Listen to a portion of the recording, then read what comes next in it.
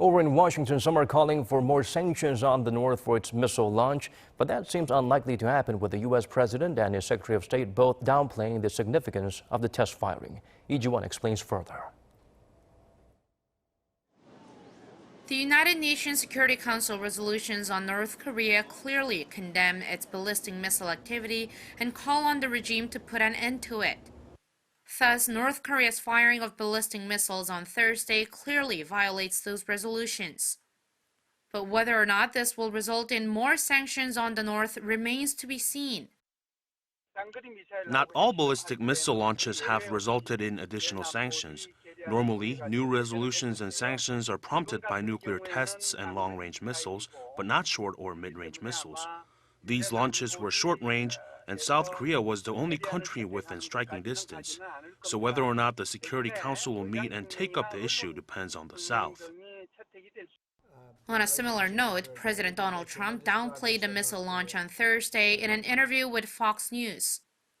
Trump said he gets along with North Korean leader Kim Jong-un very well, and that the North has not conducted nuclear testing or anything more than launching short-range missiles, which he said is something that many others do too.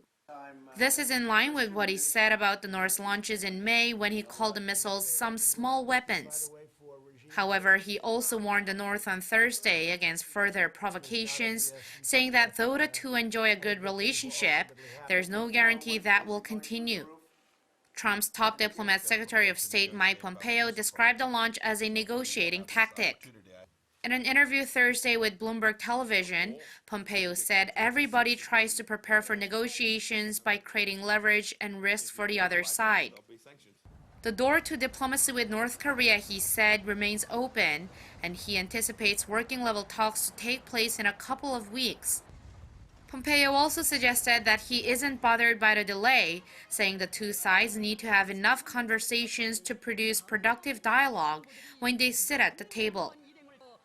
The leaders of North Korea and the U.S. promised to resume talks within 2 or 3 weeks when they met last month at the DMZ, but that time frame has come and gone. Lee-Ji-won, Arirang News.